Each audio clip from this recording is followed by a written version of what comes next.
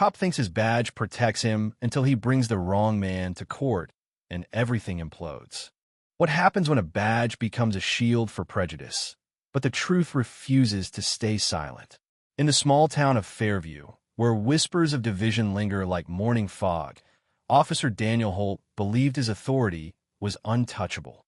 For years, he patrolled the streets with his swagger, his badge a symbol of power, not justice. To him, the law was a tool to wield, not a promise to uphold.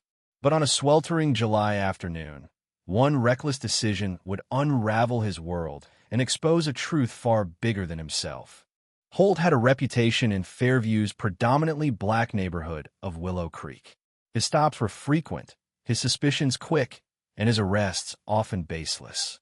To the residents, he was a storm cloud, always looming, ready to strike.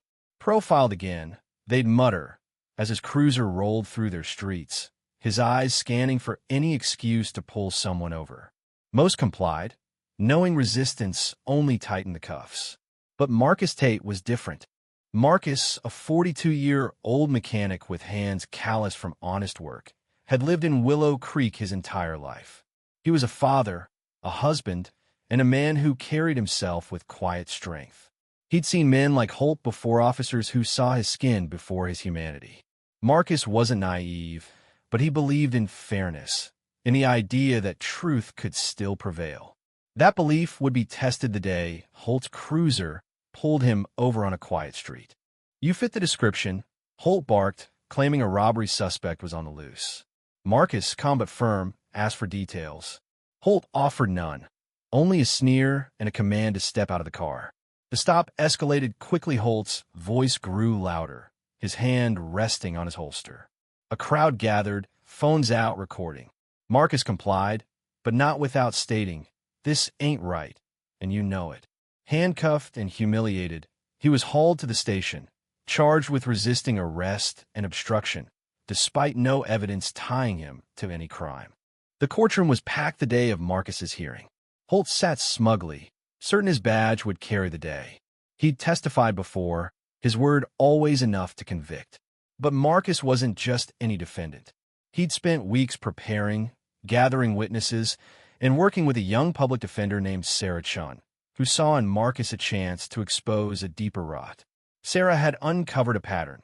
Holt's arrests overwhelmingly targeted black residents, often with flimsy or fabricated charges.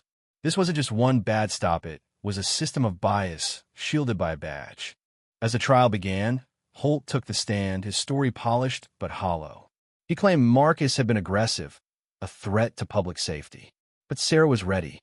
She presented video footage from the crowd, showing Marcus's calm demeanor and Holt's unprovoked hostility.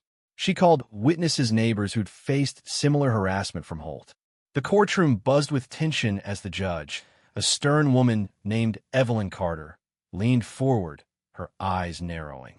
Then came a bombshell. Sarah introduced Holt's own dashcam footage, which he'd claimed was malfunctioning.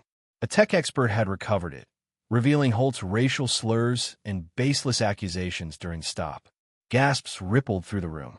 Holt's face drained of color, his confidence crumbling.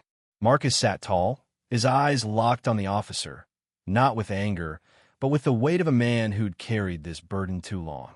Judge Carter's gavel slammed, silencing the room. "Officer Holt," she said, her voice like steel, "your badge does not grant you immunity from truth." She dismissed the charges against Marcus and ordered an investigation into Holt's conduct. The courtroom erupted. Some cheered, others whispered in disbelief. Marcus embraced his family, tears in his eyes, not of relief, but of vindication. The fallout was swift. Holt was suspended, his career in tatters. Fairview's police department faced scrutiny, forced to confront its own complicity. For Marcus, it wasn't just a personal victory, it was a spark. Willow Creek's residents began organizing, demanding reform, their voices growing louder. Marcus became a reluctant leader, not because he sought the spotlight, but because he knew silence wasn't an option. The story of Marcus Tate and Daniel Holt isn't just about one man's vindication or another's fall. It's about the courage to stand against a system that too often bends under the weight of prejudice. It's about a community refusing to be defined by the biases of those meant to protect them. And it's about a truth that, once spoken, can't be silenced. In Fairview, the fog began to lift, but the work was far from over. For every Marcus, there were others still waiting for justice, still hoping their voices would be heard. Thank you for listening. If you find it interesting, please like and subscribe to follow the next stories.